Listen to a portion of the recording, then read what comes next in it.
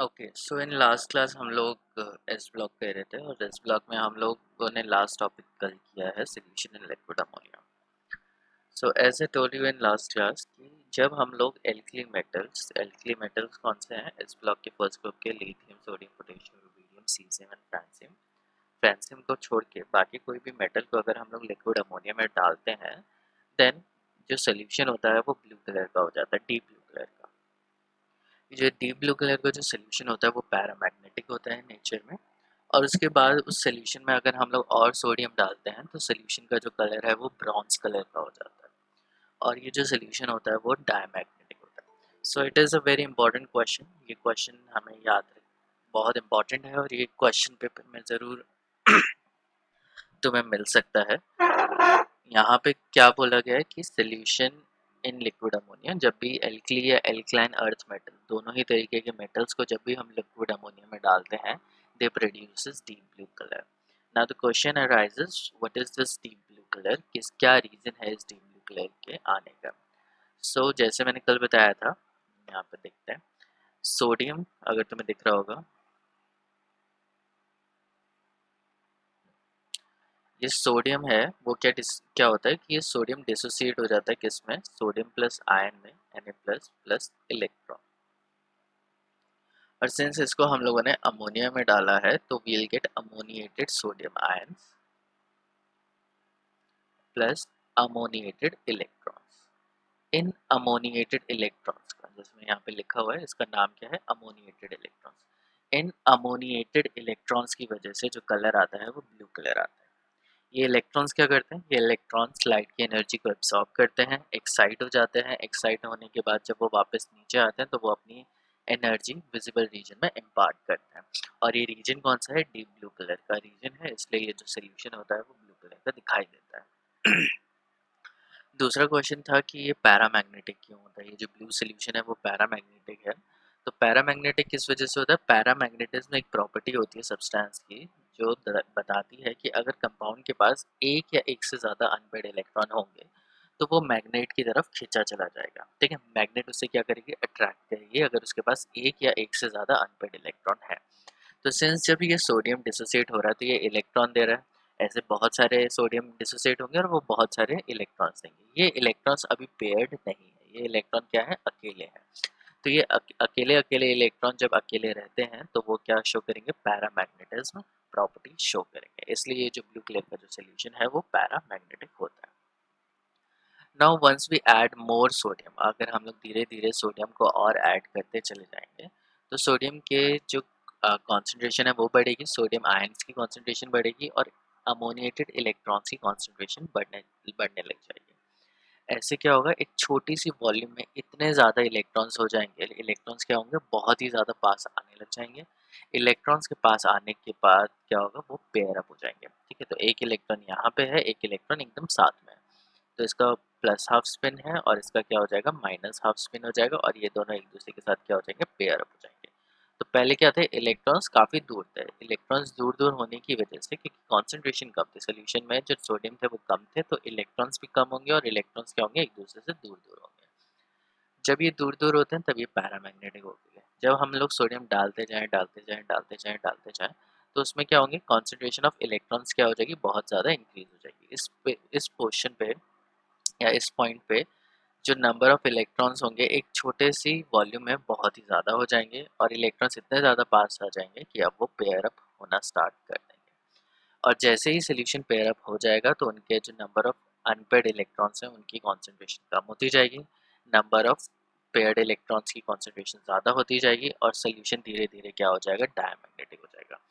सो जब पहले हम लोगों ने सोल्यूशन डाला तो it was blue in colour, जो कि सोल्यूशन पैरामैग्नेटिक था। फिर हम लोगों ने सोल्यूशन सोडियम और डाला, सोडियम और डाला, तब तक डाला जब तक उसका कलर क्या नहीं हो गया, ब्रॉन्ज कलर नहीं हो गया।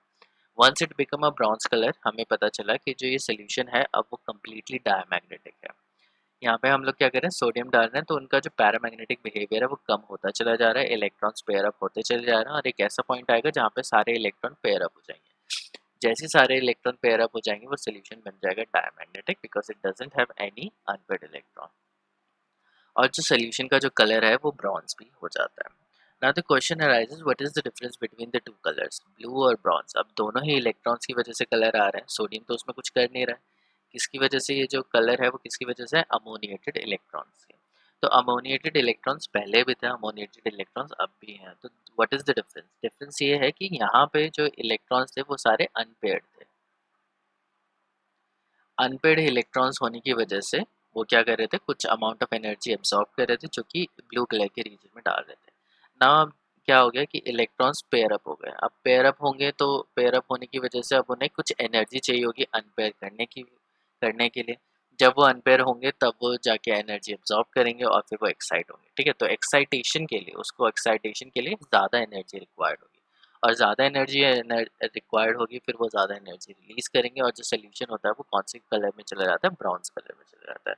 तो डिफरेंस कलर का किस वजह से हुआ? उनके पेयरिंग की वजह से। पेयरिंग हो गई तो ज़्यादा एनर्जी अब चाहिए उसको एक्साइट होने के लिए, ज़्यादा एनर्जी चाहिए तो कलर क्या होगा? दूसरे रीजन में चला जाएगा as compare to the first one. ठीक है, तो बहुत इंपॉर्टेंट ये टॉपिक था और पेपर में आने के चांसेस बहुत ज़्यादा है।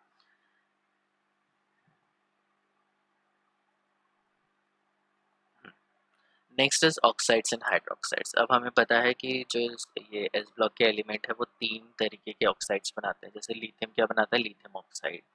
सोडियम क्या बनाता है? पर ऑक्साइड। पोटेशियम, रुबीडियम, सीजियम क्या बनाते हैं? Super oxide. तो मैं यहाँ पर लिख देता हूँ, ऑक्साइड कौन बनाता है? Lithium oxide. सुपर ऑक्साइड बनाता है सोडियम, और सॉरी पर ऑक्साइड,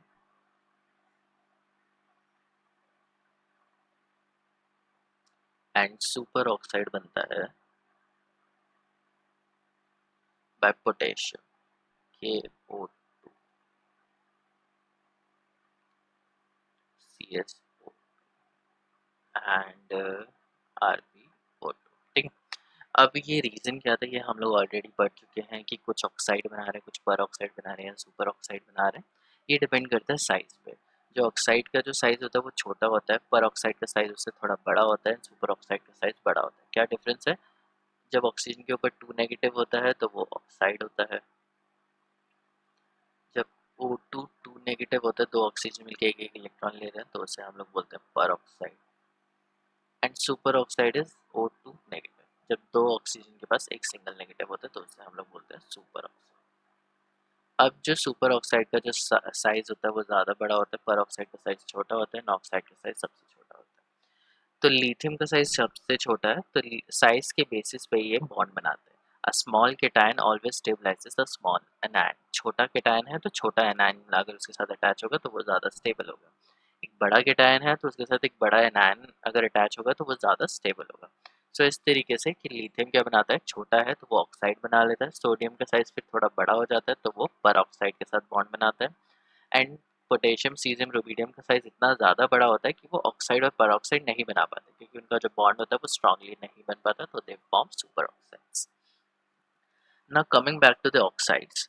ये जो ऑक्साइड्स होते हैं ये हाइड्रोलाइज हो जाते हैं वाटर में डालने पे। हाइड्रोलाइज का मतलब क्या है कि वाटर डाला और ये वाटर के साथ रिएक्ट करेंगे, वाटर का एडिशन को हम लोग बोलेंगे हाइड्रोलाइसिस। तो हाइड्रोलाइसिस में क्या होता है? एडिशन ऑफ वाटर होता है, एक मॉलिक्यूल के अंदर वाटर ऐड हो जाता है और वो टूट जाता है। सो M2O जो भी मेटल ऑक्साइड है, M2O बेसिकली कौन सा होगा? लिथियम ही होगा। सो Li2O लिथियम ऑक्साइड जब वाटर के साथ रिएक्ट करेगा तो it will form twice of M plus plus twice of, मैं यहाँ पे लिख देता हूँ,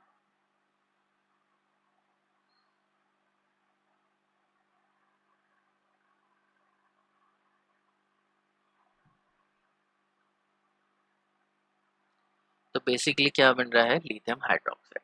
सो ये इनकी खासियत है कि जब भी इनके ऑक्साइड्स वाटर में जाते हैं they always form hydroxides. Lithium hydroxide, sodium का होगा तो क्या बनाएगा? सोडियम हाइड्रोक्साइड बनाएगा।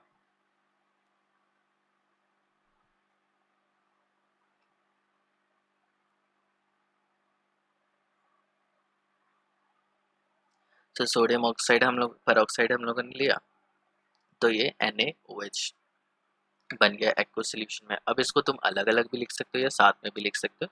साथ में जब लिखोगे तो LiOH के साथ एक्वस लिखना जरूरी है। ठीक है। अगर तुम ऐसे लिखते हो तो LiOH सही नहीं लिखा जाएगा, उसके आगे एक्वस लिखो या फिर उसको अलग अलग करके इस तरीके से दिखा सकते हो, दोनों तरीके से सही है। लेकिन सिर्फ अगर तुम LiOH लिख लेते हो और उसके आगे ब्रैकेट में एक्वस नहीं लिखते हो तो वो गलत हो जाएगा, ठीक है। एनीवेज, सो परऑक्साइड भी क्या होता है, सोडियम परऑक्साइड भी क्या करता है, सोडियम हाइड्रोक्साइड प्रोवाइड करता है। एंड पोटेशियम सीजियम रुबिडियम ये भी क्या करते हैं, मेटल हाइड्रोक्साइड ही प्रोड्यूस करते हैं। अब इनके साथ क्या होता है, एक हाइड्रोजन परऑक्साइड, इसका नाम क्या है, हाइड्रोजन परऑक्साइड।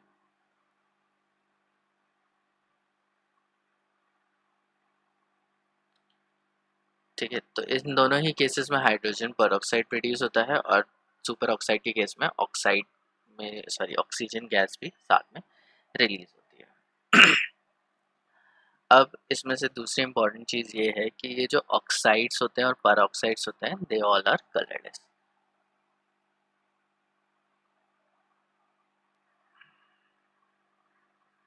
इनके पास कोई कलर नहीं। However super oxides are yellow in colour, इनका जो कलर होता है सुपर ऑक्साइड का, इनका क्या कलर होता है, येलो कलर होता है। Super oxides are also paramagnetic. तो सुपर ऑक्साइड्स क्या होते हैं, पैरामैग्नेटिक होते हैं। ऑक्साइड्स भी जनरली, ऑक्साइड्स तो पैरामैग्नेटिक नहीं होते। सुपर ऑक्साइड या peroxide, they tends to be paramagnetic in nature. अब इसको हम लोग कैसे जस्टिफाई करेंगे, अगर तुम्हें याद होगा मॉलिक्यूलर ऑर्बिटल थ्योरी अगर हम लोग बनाते हैं, उसका डायग्राम हम लोग बनाते हैं, उसकी कॉन्फ़िगरेशन हम लोग लिखते हैं, तो we can easily find out कि कितने अनपेयर्ड इलेक्ट्रॉन है। अगर अनपेयर्ड इलेक्ट्रॉन है तो वो कंपाउंड पैरामैग्नेटिक है, अगर नहीं है तो वो पैरामैग्नेटिक नहीं है। तो उस बेसिस पे बोला है कि जो सुपर ऑक्साइड्स होते हैं वो पैरामैग्नेटिक होते हैं। दैट्स इट, ठीक है। और ये ऑक्सीडाइजिंग एजेंट की तरह भी यूज किया जाता है। Now we come to the next question. Question है वाई KO2 इज पैरामैग्नेटिक। अब KO2 पैरामैग्नेटिक क्यों है, KO2 क्या बना रहा है, K plus plus O2 negative which is super oxide. And अभी हम लोगों ने पढ़ा सुपर ऑक्साइड्स क्या होता है, they are paramagnetic in nature.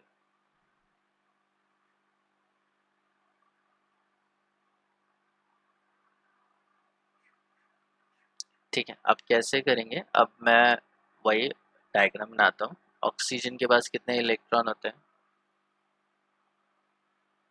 8 electron होते हैं, ठीक है। सो O2 के पास कितने होंगे, 16 इलेक्ट्रॉन, और O2 नेगेटिव के पास क्या होगा, एक इलेक्ट्रॉन एक्स्ट्रा होगी, मतलब 17 इलेक्ट्रॉन। तो जो O2 नेगेटिव है, जो पर ऑक्साइड है, सॉरी सुपर ऑक्साइड जो है हमारे पास यहाँ पे, इसके पास ओवरऑल कितने इलेक्ट्रॉन है, 17 इलेक्ट्रॉन है। अब इन 17 इलेक्ट्रॉन को हम लोग डायग्राम में मॉलिक्यूलर ऑर्बिटल डायग्राम भी बना सकते हो, और जो नॉर्मल कॉन्फ़िगरेशन हम लोग लिखते हैं उस तरीके से भी तुम कर सकते हो। तो मैं डायग्राम थोड़ा साइड में बनाऊंगा, पहले मैं कॉन्फ़िगरेशन लिखता हूँ।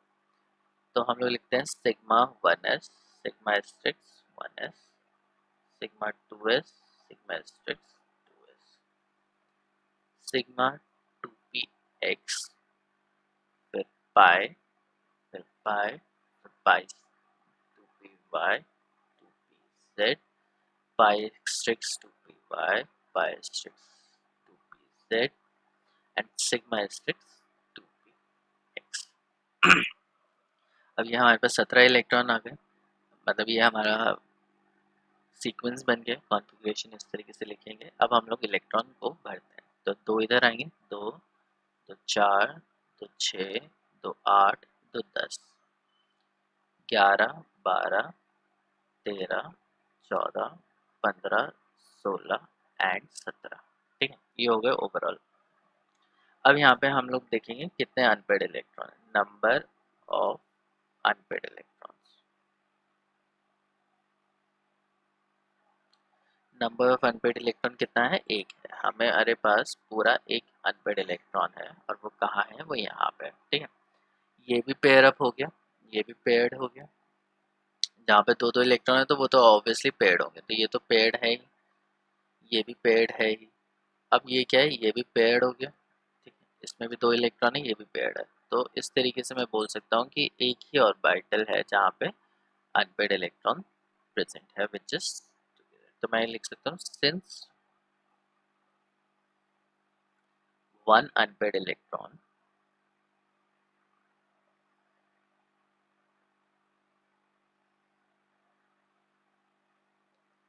is present in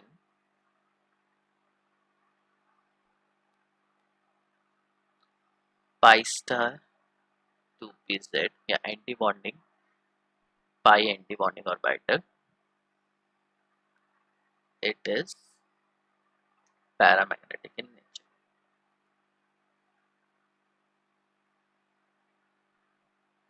ठीक है, इट इज का मतलब यहाँ पे सुपर ऑक्साइड की बात करें तो इस तरीके से सुपर ऑक्साइड जो होता है वो पैरामैग्नेटिक होता है। ठीक है, सो सुपर ऑक्साइड पैरामैग्नेटिक समझ में आ गया। लेकिन अब तुम यहाँ पे देख सकते हो कि अगर मैं सोडियम परऑक्साइड की बात करूँ Na2O2, सोडियम परऑक्साइड में जो ये होता है डायमैग्नेटिक।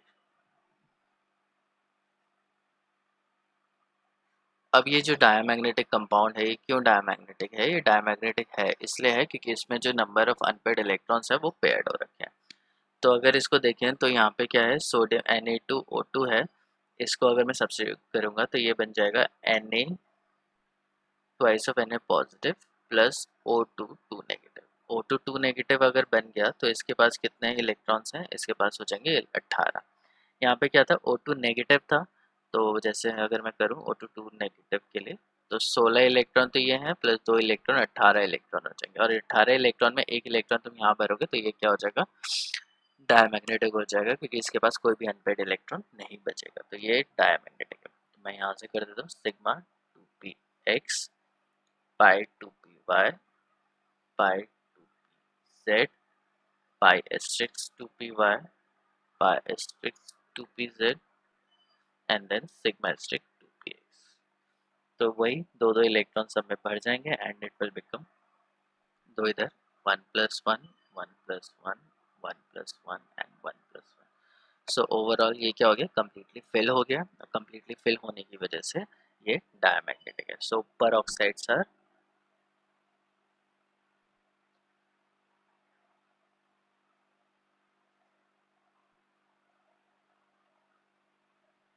सो परऑक्साइड्स क्या होते हैं, डायमैग्नेटिक होते हैं इन नेचर। ठीक है, तो सिंपल सा क्वेश्चन था।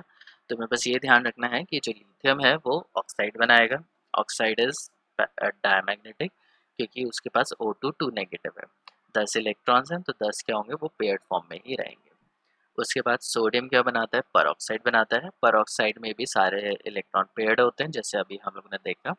However super oxide is the only species oxygen की जो पैरामैग्नेटिक होती है। इसी तरीके से हम लोग बता सकते हैं कि potassium oxide, potassium super oxide, rubidium और सीजियम ये जब ऑक्साइड्स बनाते हैं तो इनके जो ऑक्साइड्स होते हैं वो पैरामैग्नेटिक होते हैं क्योंकि वो हमेशा सुपर ऑक्साइड्स बनाते हैं। ठीक है, वेरी इंपॉर्टेंट क्वेश्चन, याद रखना है इसे।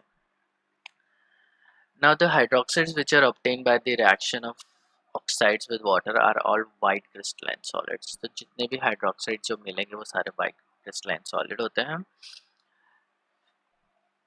तो किसकी बात करें हम लोग, हाइड्रोक्साइड की बात करें, जैसे लिथियम हाइड्रोक्साइड,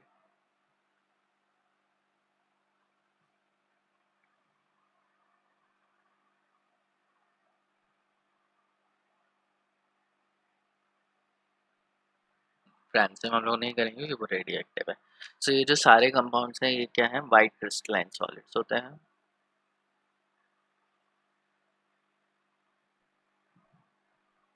और सारे के सारे क्या होते हैं, बहुत ही स्ट्रॉन्ग बेस होते हैं। They are very strong base. Very strong base क्यों होते हैं, दे डिसोसिएट्स कम्प्लीटली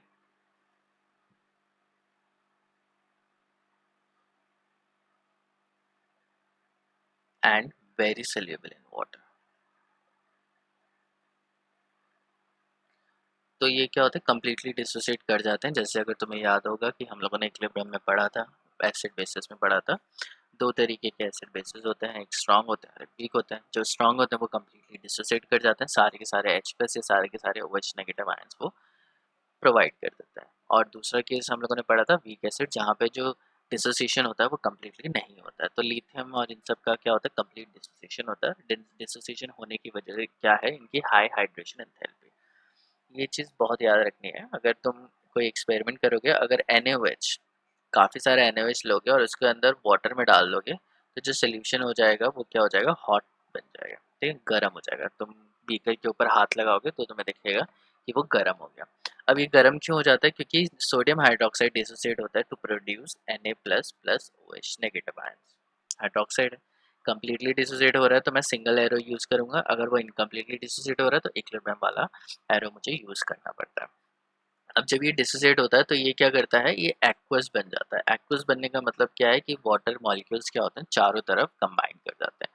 अगर वाटर मॉलिक्यूल्स चारों तरफ कंबाइन कर जाते हैं, उसको स्टेबलाइज कर देते हैं, हाइड्रेट हो जाते हैं ये सोडियम हाइड्रोक्साइड आयन, उस केस में क्या होता है, बहुत सारी हाइड्रेशन एंथैल्पी रिलीज होती है। तो इसमें हो क्या रहा है, सोडियम और हाइड्रोक्साइड का बॉन्ड तोड़ना है। अब वो किस वजह से टूटता है, क्योंकि हाइड्रेशन एनर्जी बहुत ही ज़्यादा होती है, बहुत ही ज़्यादा हाइड्रेशन एंथैल्पी। अब देखो सॉल्युबिलिटी डिपेंड करती है दो इंपॉर्टेंट फैक्टर्स पे।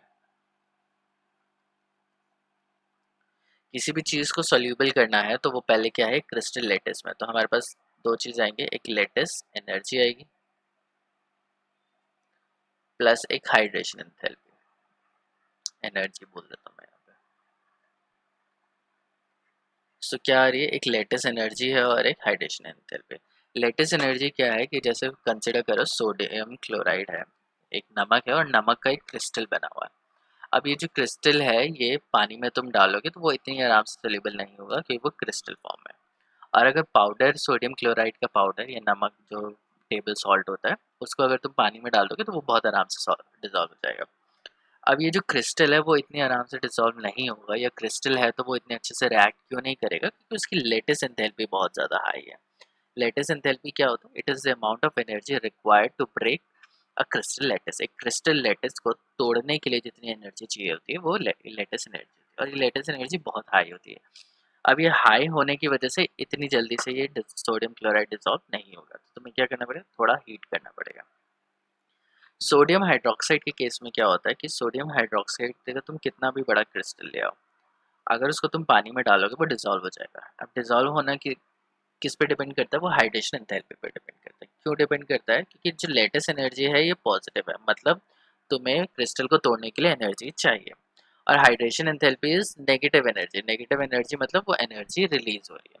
तो हाइड्रेशन एनर्जी इतनी ज़्यादा होती है, फॉर एग्जांपल अगर मैं कंसिडर करूँ कि 500 किलो जूल की एनर्जी तुम्हें इसको तोड़ने के लिए चाहिए, सोडियम हाइड्रोक्साइड के क्रिस्टल को। और हाइड्रेशन एनर्जी अगर वो क्रिस्टल के जो आयन से वाटर में जाएंगे तो वो -1000 किलो जूल की एनर्जी रिलीज कर रहे हैं, तो क्या होगा, ओवरऑल कितना आ रहा है, -500 किलो जूल एनर्जी आ रही है। माइनस का मतलब रिएक्शन क्या है, एक्सोथर्मिक रिएक्शन। तो मतलब क्या है कि हाइड्रेशन एंथैल्पी जो फर्स्ट ग्रुप के कंपाउंड्स होते हैं उनकी इतनी ज़्यादा होती है और लेटेस्ट एंथैल्पी उनके कंपैरेटिवली काफ़ी कम होती है, जिसकी वजह से ओवरऑल जो रिएक्शन होती है वो क्या बन जाती है, एक्सोथर्मिक बन जाती है। एक्सोथर्मिक होने की वजह से जो सोल्यूशन है, जैसे ही सोल्यूशन बनेगा वो गर्म हो जाएगा। तुम हाथ लगा के देखोगे कि वो गर्म हो जाएगा, इतनी सारी एनर्जी रिलीज होती है उसको डिजॉल्व करने के लिए, ठीक है। तो you need to remember this point. अब दूसरा इंपॉर्टेंट पॉइंट जो यहाँ पे मैं बताना चाहूँगा विच इज़ लेटेस्ट एनर्जी। अब लेटेस्ट एनर्जी मैंने बताया था कि लेटेस्ट एनर्जी डिपेंड करती है साइज पे, ठीक है, साइज और कॉम्पैक्ट, कितने अच्छे से किसी चीज़ को कॉम्पैक्टली पैक किया गया है। अब ये जो कॉम्पैक्टली पैकिंग होती है वो फर्स्ट ग्रुप में उतनी अच्छी नहीं होती क्योंकि इनका साइज़ बहुत बड़ा होता है, तो इनकी लेटेस्ट एनर्जी इतनी ज़्यादा नहीं होती है। अगर तुम लेफ़्ट टू राइट जाओगे तो चार्ज बढ़ेगा, चार्ज बढ़ेगा तो लेटेस्ट एनर्जी बढ़ेगी, लेटेस्ट एनर्जी बढ़ेगी तो ऑब्वियसली उस क्रिस्टल को तोड़ने के लिए ज़्यादा मुश्किल होगी। तो इनके पास क्या है, एक लिथियम है और एक हाइड्रोक्साइड है, तो इनकी जो लेटेस्ट एनर्जी होती है वो इतनी ज़्यादा नहीं होती है as compare to rest of the elements और उनके हाइड्रोक्साइड्स की। तो इसलिए इनकी लेटेस्ट एनर्जी कम है, हाइड्रेशन एनर्जी ज़्यादा है, तो ओवरऑल क्या होता है, रिएक्शन एक्सोथर्मिक हो जाती है, ठीक है। Now we talk about halides. Halides तो सिंपल से हैलाइड्स ही हैं, क्या है, NaCl, FCl, sorry LiCl, lithium chloride, potassium chloride या इनके sodium bromide, lithium bromide, lithium iodide,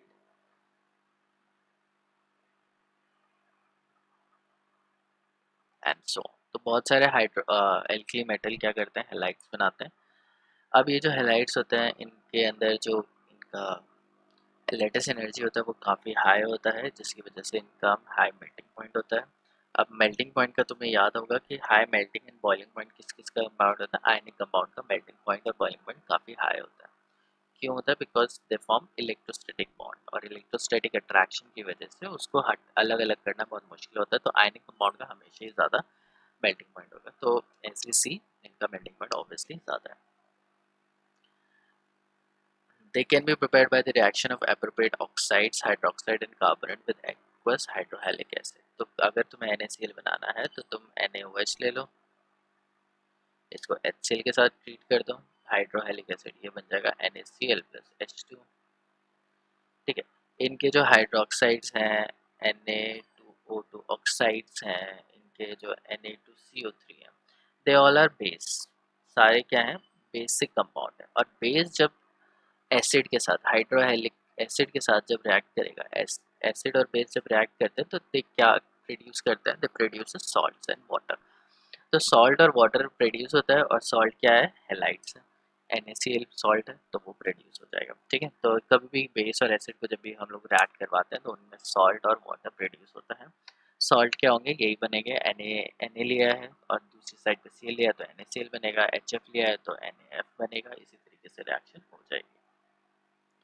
अब now we come to the point कि हमें देखना है मेल्टिंग पॉइंट, और मेल्टिंग और बॉइलिंग पॉइंट डिपेंड करेगा कि जो कंपाउंड है वो कितना आयनिक है और कितना कोवलेंट है। अब हमें पता है जो आयनिक कंपाउंड्स होते हैं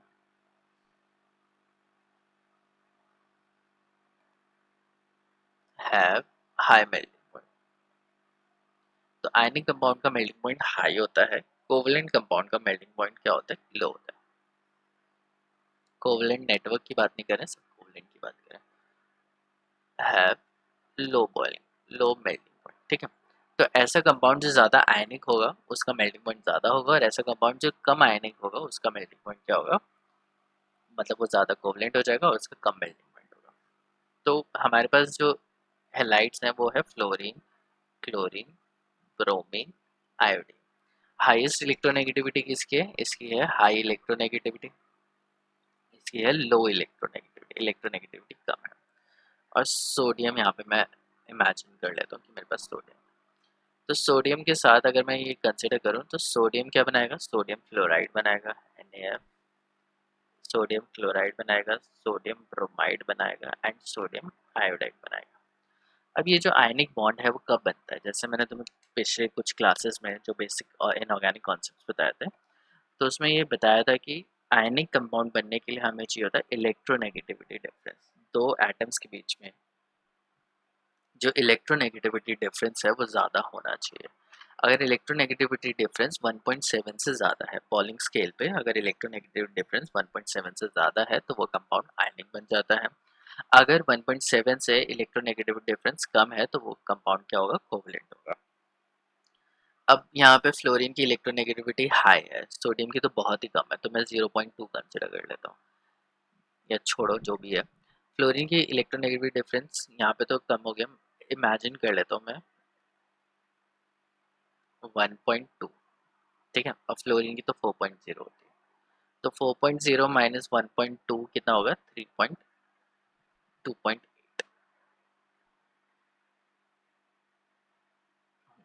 ठीक है, तो 2.8 यहाँ पे 1.7 से वैल्यू ज़्यादा आ रही है, तो ऑब्वियसली ये जो कंपाउंड है वो आयनिक है। अब क्लोरीन की कितनी होती है इलेक्ट्रोनेगेटिविटी? 3.5 है, और 1.2 में से 3.5 करोगे तो तुम्हारी कुछ वैल्यू हो जाएगी, ऑब्वियसली इससे कम हो जाएगी। और आयोडीन की तो इलेक्ट्रोनेगेटिविटी बहुत ही कम होती है, तो उसकी जो वैल्यू आएगी वो और भी ज़्यादा कम आएगी। मुझे लगता है कि मैं तुम्हें लेके ही दिखा देता हूँ। ठीक है, माइनस करते हैं, 3.6 अज्यूम कर रहा हूँ मैं।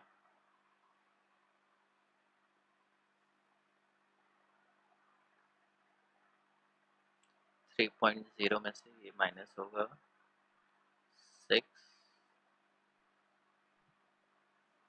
1.6 एंड 2.8 में से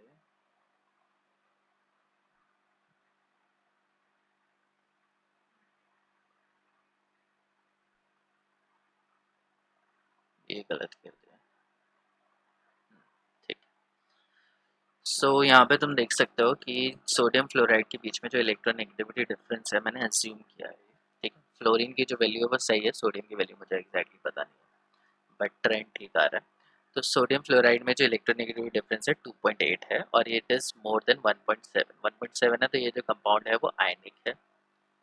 2.4 वाला भी ज़्यादा है तो ये भी कंपाउंड क्या है, आयनिक है, लेकिन इसके पास कोवलेंट कैरेक्टर ज़्यादा है 1.8। ये कंपाउंड भी आयनिक है, ठीक है, और 1.6 1.7 से कम है, ये कंपाउंड जो है वो कोवलेंट है, ठीक है। तुम्हें दिख रहा है। सो जो कोवलेंट कैरेक्टर है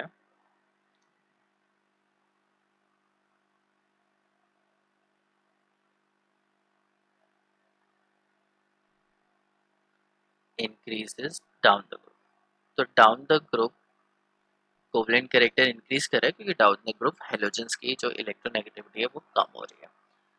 अब मेल्टिंग पॉइंट क्या होगा, आयनिक कंपाउंड का मेल्टिंग पॉइंट ज़्यादा होता है, कोवलेंट कंपाउंड का मेल्टिंग पॉइंट कम होता है, तो ऑब्वियसली जो सोडियम फ्लोराइड है उसका मेल्टिंग पॉइंट सबसे ज़्यादा होगा, फिर सोडियम क्लोराइड का, फिर सोडियम ब्रोमाइड का, एंड देन सोडियम आयोडाइड का। तो यही एक ट्रेंड फॉलो होता है कि जो फ्लोराइड्स होता है उनका मेल्टिंग पॉइंट ज़्यादा होता है और जो आयोडाइड्स होते हैं उनका मेल्टिंग पॉइंट क्या होता है, कम होता है, ठीक है। दूसरी चीज़ कि ये सब वाटर में सोल्यूबल हो जाते हैं। लिथियम फ्लोराइड की जो सॉल्युबिलिटी है, बहुत इंटरेस्टिंग केस आ रहा है यहाँ पे। Lithium fluoride has low solubility.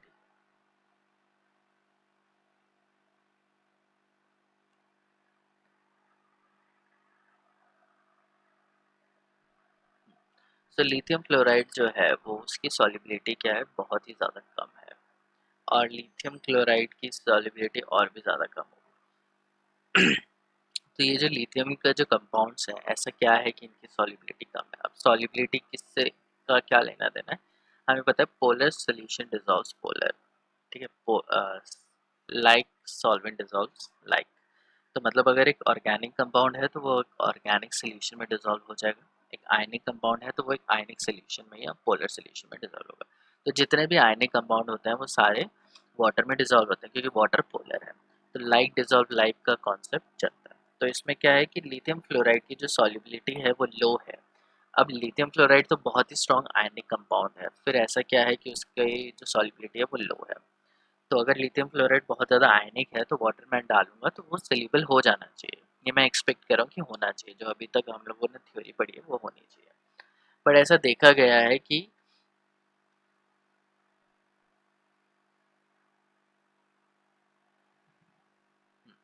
ऐसा देखा गया है कि लिथियम फ्लोराइड, जैसे मैंने अभी पीछे केस में बताया था, यहाँ पे बैक करते हैं, सॉल्युबिलिटी दो चीज़ों पे डिपेंड करते हैं, lattice enthalpy and hydration enthalpy, ठीक है।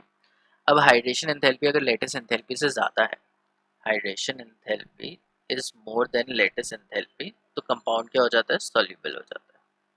हाइवर अगर हाइड्रेशन एंथैल्पी अगर कम होती है लेटिस एंथैल्पी से, जो कंपाउंड होता है वो क्या होता है, इनसॉल्युबल होता है, ठीक है। So it is very important to remember. अब लिथियम फ्लोराइड क्या है कि वो तो आयनिक है तो वो तो सोल्यूबल हो जाना चाहिए, लेकिन उस और फ्लोराइड और जो लिथियम का कैटायन है उनका जो साइज़ है वो बहुत ही ज़्यादा छोटा है। तो साइज़ छोटा होने की वजह से उनकी हाइड्रेशन एंथैल्पी भी ज़्यादा होनी चाहिए, तो उनकी हाइड्रेशन एंथैल्पी बहुत ज़्यादा होती है लेकिन उनकी लेटेस्ट एनर्जी और भी ज़्यादा होती है। तो अगर लिथियम फ्लोराइड इंसोल्यूबल है तो हमारे पास दो ही केस है, हाइड्रेशन एंथैल्पी क्या है, लेटेस्ट एंथैल्पी से कम है। तो यहाँ पे तुम देख सकते हो the low solubility of lithium fluoride in water is due to its high lattice enthalpy. इस वजह से होती है उसकी लेटेस्ट एंथैल्पी बहुत ज़्यादा होती है। अब मैं तुम एज्यूम करते हैं जैसे लिथियम फ्लोराइड है एंड सीजियम आयोडाइड, ये बहुत ही इंटरेस्टिंग केस है इसलिए मैं तुम्हें थोड़ा डिटेल में बता रहा हूँ एग्जाम्पल। अब लिथियम फ्लोराइड की मैं लेटेस्ट एंथैल्पी लिखता हूँ और हाइड्रेशन एंथैल्पी लिखता हूँ। अब लिथियम एक छोटा कैटायन है, पोलराइजिंग पावर हाई है, फ्लोराइड एक छोटा एनायन है, पोलराइजिंग पावर हाई है, तो इनकी जो हाइड्रेशन एंथैल्पी होती है वो बहुत ज़्यादा होती है। तो मैं इसको ले लेता हूँ -2000।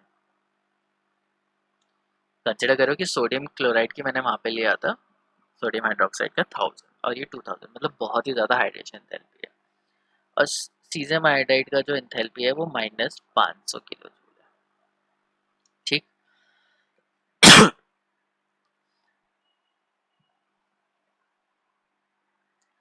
अब लेटेस्ट एंथैल्पी की अगर हम लोग बात करेंगे तो लेटेस्ट एंथैल्पी लिथियम क्लोराइड की बहुत ज़्यादा होती है, तो इसको मैं कंसिडर कर लेता हूँ प्लस 2500 किलो जूल।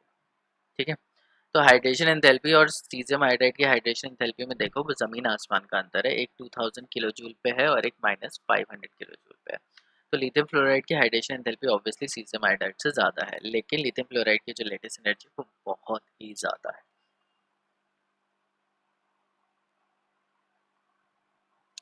तो लिथियम फ्लोराइड क्यों इनसोल्यूबल है, क्योंकि उसकी जो लेटेस्ट एंथैल्पी है वो हाइड्रेशन एंथैल्पी से ज़्यादा है। हाइड्रेशन एंथैल्पी के थ्रू जितनी भी एनर्जी रिलीज हो रही है वो सफिशिएंट नहीं है कि वो लेटेस्ट को तोड़ सके।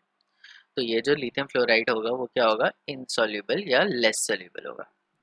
सीजियम आयोडाइड के केस में क्या है कि सीजियम आयोडाइड भी क्या होता है, बहुत लो सॉल्युबिलिटी दिखाता है। अब ये लो सॉल्युबिलिटी दिखाने का रीज़न क्या है कि इसकी जो हाइड्रेशन एंथैल्पी है वो कम है। ठीक है, हाइड्रेशन एंथैल्पी कम है एज कम्पेयर टू उसकी लेटेस्ट एंथैल्पी, और इधर भी यही है, हाइड्रेशन एंथैल्पी कम है उसकी लेटेस्ट एंथैल्पी से। लेकिन रीज़न क्या दिया जाता है, रीज़न हम लोग बोलते हैं लिथियम फ्लोराइड की ज़रूरत से ज़्यादा स्ट्रॉन्ग लेटेस्ट एंथैल्पी है एंड सीजियम आयोडाइड की ज़रूरत से ज़्यादा कम हाइड्रेशन एंथैल्पी है, ये रीज़न दिया जाता है। ठीक है, तो डाउन द ग्रुप क्या होता है कि लेटेस्ट एंथैल्पी भी डिक्रीज होती है, हाइड्रेशन एंथैल्पी भी डिक्रीज होती है। ठीक है, लेकिन हाइड्रेशन लेटेस्ट एंथैल्पी उतनी डिक्रीज नहीं होती जितनी हाइड्रेशन एंथैल्पी डिक्रीज हो जाती है, इसलिए सॉल्युबिलिटी उस तरीके से डिफर कर जाती है। The only point you need to remember is कि लिथियम फ्लोराइड की जो लेटेस्ट एंथैल्पी है वो इतनी ज़्यादा है कि वो हाइड्रेशन एंथैल्पी से कंपनसेट नहीं हो पाती है।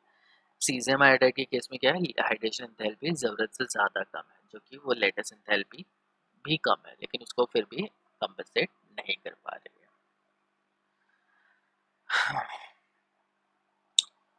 ठीक है, नेक्स्ट अब हम लोग करते हैं एनॉमलस प्रॉपर्टीज ऑफ लिथियम। अब एनॉमलस प्रॉपर्टी का क्या मतलब होता है, एनॉमलस मतलब एकदम अलग, एकदम अलग प्रॉपर्टीज होती हैं लिथियम की।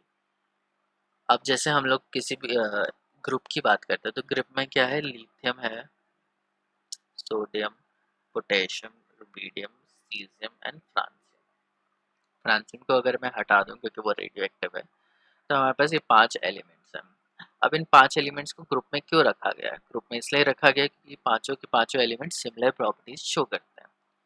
नहीं, ऐसा नहीं है, सिमिलर कॉन्फ़िगरेशन है, सिमिलर ब्लॉक में वो एग्जिस्ट करते हैं क्योंकि कॉन्फ़िगरेशन उनकी सेम है, कुछ प्रॉपर्टीज सेम है, लेकिन उनकी जो फर्स्ट एलिमेंट होता है, जो फर्स्ट एलिमेंट होता है पीरियड का, वो हमेशा ही एनॉमलस बिहेवियर शो करता है। एनॉमलस मतलब different behaviour. Sodium, potassium, rubidium, caesium की जो केमिकल प्रॉपर्टी है वो सबकी सिमिलर है, लेकिन लिथियम क्या करता है, उनसे एकदम अलग तरीके की प्रॉपर्टीज भी वो शो करने लग जाता है। अब ये अलग तरीके की क्या क्या प्रॉपर्टीज हैं जो वो शो कर रहा है। सो वेरी फर्स्ट थिंग कि एनॉमलस बिहेवियर क्यों होता है और एनॉमलस बिहेवियर कहाँ कहाँ एग्जिस्ट करता है। सो एनॉमलस बिहेवियर जो होता है, इट सजेस्ट कि जो कंपाउंड है, जो एलिमेंट है फर्स्ट ग्रुप के एलिमेंट का, वो कम्प्लीटली डिफरेंट प्रॉपर्टीज शो करेंगे, लाइक 70% मैच करिए, 30% डिफरेंट करिए। तो ये जो 30% डिफरेंस है वो इसलिए आता है क्योंकि उनका जो साइज होता है, इट इज़ एक्सेप्शनली स्मॉल, जो एक्सेप्शनली स्मॉल साइज है इन एलिमेंट्स का, और इनकी जो पोलराइजिंग पावर है वो कुछ ज़्यादा ही हाई है। Polarising power, let me tell you again, कि वो डायरेक्टली प्रोपोर्शनल है चार्ज अपॉन साइज। तो इनका जो चार्ज होता है वो तो +1 है, लेकिन इनका साइज क्या होता है, ज़रूरत से ज़्यादा छोटा होता है, जिसकी वजह से they have high polarising power. अब इनकी हाई पोलराइजिंग पावर होने की वजह से और इनका ज़रूरत से ज़्यादा स्मॉल साइज होने की वजह से it shows very much different properties as compare to the rest of the elements. बाकी एलिमेंट के कंपैरिजन में काफ़ी डिफरेंट प्रॉपर्टीज वो शो करेगा। ठीक है।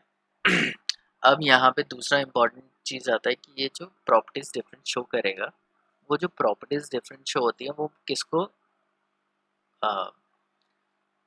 किससे मेल खाती है, सो विच इज मैग्नीशियम। तो लिथियम की जो प्रॉपर्टीज होती हैं वो किससे मैच कर जाती है, मैग्नीशियम से मैच कर जाती है। अब अगर मैं मैग्नीशियम को यहाँ पे बनाने की कोशिश करता हूँ तो मेरे पास है beryllium, magnesium and then radium. Radium radioactive है तो मैं इसको हटा देता हूँ। अब यहाँ पे जनरली क्या होता है कि लिथियम जब बेरिलियम पे जाएगा तो साइज क्या होगा, छोटा होगा। बेरिलियम से अगर हम लोग मैग्नीशियम पे जाएंगे तो साइज क्या हो जाएगा, बड़ा हो जाएगा।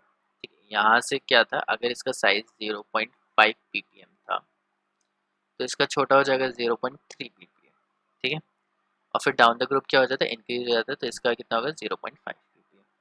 तो लेफ्ट टू राइट अगर मैं जाता हूँ तो साइज छोटा होता है, डाउन द ग्रुप में जाता हूँ तो साइज इंक्रीज होता है। तो अगर मैं डायगनली जाऊंगा तो साइज क्या हो जाएगा, सेम रहेगा। अगर मैं डायगनली मूव करता हूँ तो साइज सेम रहेगा। इलेक्ट्रोनेगेटिविटी की बात करें तो इलेक्ट्रोनेगेटिविटी यहाँ से यहाँ पे इंक्रीज होगी, फिर डाउन द ग्रुप डिक्रीज होगी। तो जो लिथियम है और मैग्नीशियम है, इनका जो साइज होता है और इनकी जो इलेक्ट्रोनेगेटिविटी होती है वो सेम आ जाती है। इन सेम साइज और सेम इलेक्ट्रोनेगेटिविटी की वजह से इनकी काफ़ी प्रॉपर्टीज मैच कर जाती हैं। और इस टाइप की प्रॉपर्टीज को हम लोग बोलते हैं, इस टाइप के अनयूजुअल बिहेवियर को बोलते हैं हम लोग diagonal relationship.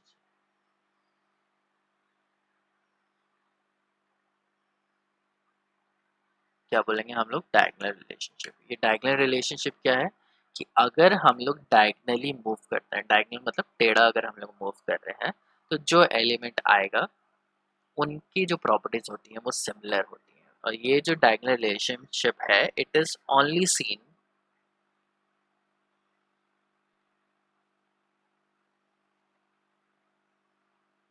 In first period. ठीक है, ये कहाँ दिखाई देता है, सिर्फ फर्स्ट पीरियड में, फर्स्ट नहीं सॉरी सेकंड पीरियड में ये दिखाई देता है। हाइड्रोजन हीलियम को हटा दो तो वो जो पहला जो पीरियड बचा, which is the second period, उसी के अंदर हम लोग दिखाई देगा। तो मैं इसको सेकंड ही लिख देता हूँ, कंफ्यूजन हो जाए।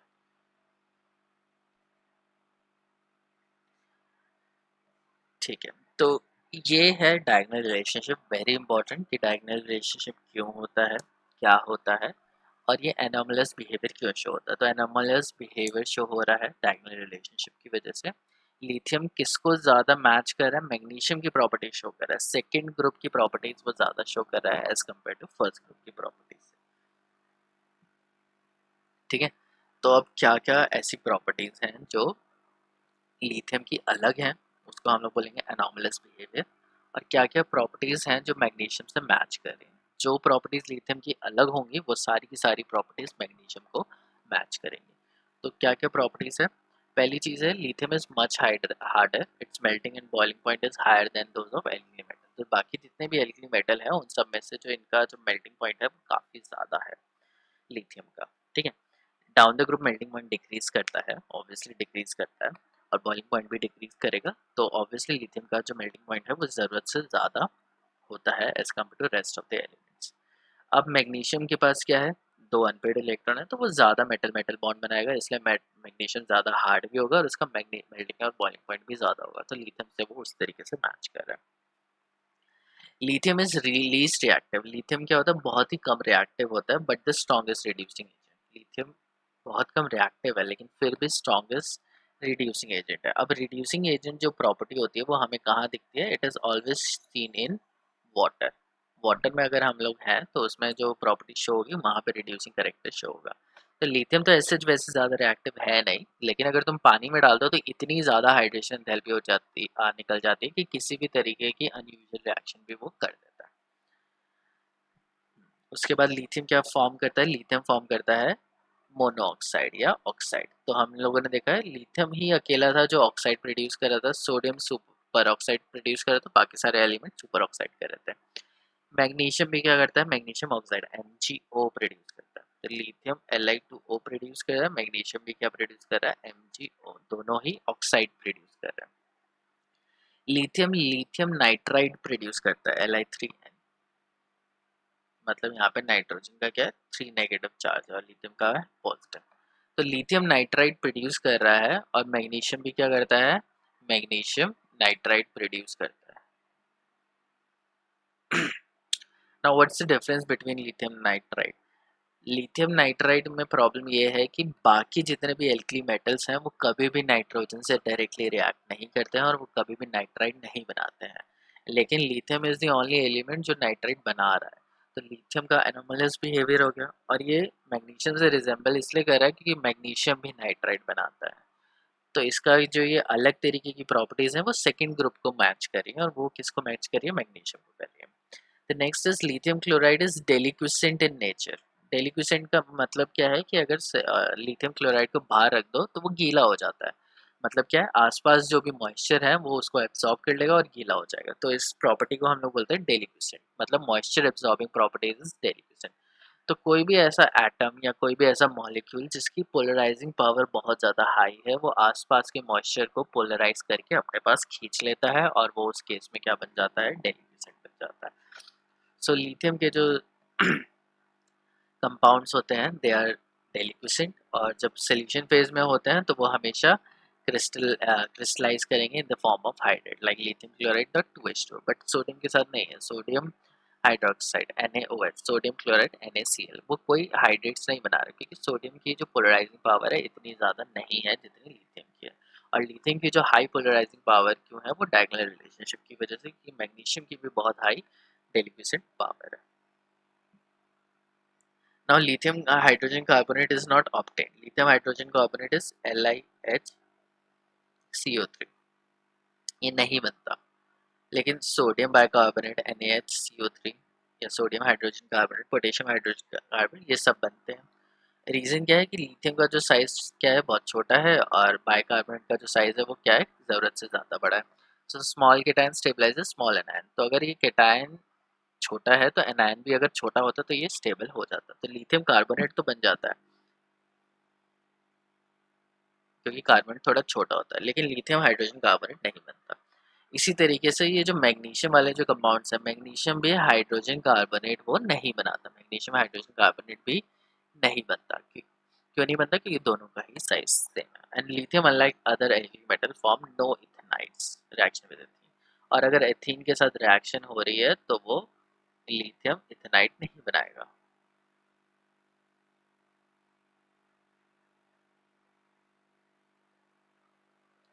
लेकिन अगर सोडियम मैं यहाँ पे डाल दूँ तो सोडियम इथेनाइड बन जाएगा, पोटेशियम डाल दूँ तो पोटेशियम इथेनाइड बन जाएगा, लेकिन लिथियम नहीं बना रहा है। ठीक है, लिथियम क्या है, ऑब्वियसली कम रिएक्टिव है, लेकिन वाटर में वो सबसे ज़्यादा रिएक्टिव है। ठीक है, वैसे टाइम हो गया, बट मैं जल्दी से पॉइंट से कवर करता हूँ। लिथियम नाइट्रेट जब हम लोग हीट करते हैं तो lithium nitrate produces lithium oxide produce करता है। लेकिन सोडियम नाइट्रेट को हीट करते हैं तो वो सोडियम नाइट्राइट बनाता है। लिथियम क्या करेगा, ऑक्साइड बनाएगा, और नाइट्रेट को अगर करेंगे तो नाइट्राइट हमें प्रोड्यूस करता है। ठीक है, तो डिफरेंस है कि वो लिथियम ऑक्साइड बना देता है और ये नाइट्राइट बना रहे हैं। Lithium fluoride and lithium oxide are comparatively less soluble. Lithium fluoride और लिथियम ऑक्साइड क्या होता है, वाटर में इतना सोल्यूबल नहीं होते हैं, बिकॉज इनकी हाइड्रेशन एंथैल्पी होती है वो कंपनसेट नहीं कर पाती इनकी लेटेस्ट एंथैल्पी को, and which is the same case of magnesium के साथ भी यही सारी प्रॉपर्टीज होती है। तो जितनी भी डिफरेंट प्रॉपर्टीज लिथियम शो कर रहा है वो सारी प्रॉपर्टीज मैग्नीशियम को मैच कर रही है। ठीक है, तो दो तरीके के क्वेश्चन आते हैं, एनोमलस बिहेवियर लिथियम का क्या है, और दूसरा क्वेश्चन ये आता है कि लिथियम कैसे मैग्नीशियम से मैच करता है। तो ये जितने पॉइंट्स यहाँ पे लिखे गए हैं वही पॉइंट्स सिमिलर हो जाते हैं जब मैग्नीशियम और लिथियम की बात की जाती है, उनकी प्रॉपर्टीज की बात की जाती है, कैसे लिथियम मैग्नीशियम से मैच कर रहा है। तो आज के लिए हम लोग इतना ही कर रहे हैं।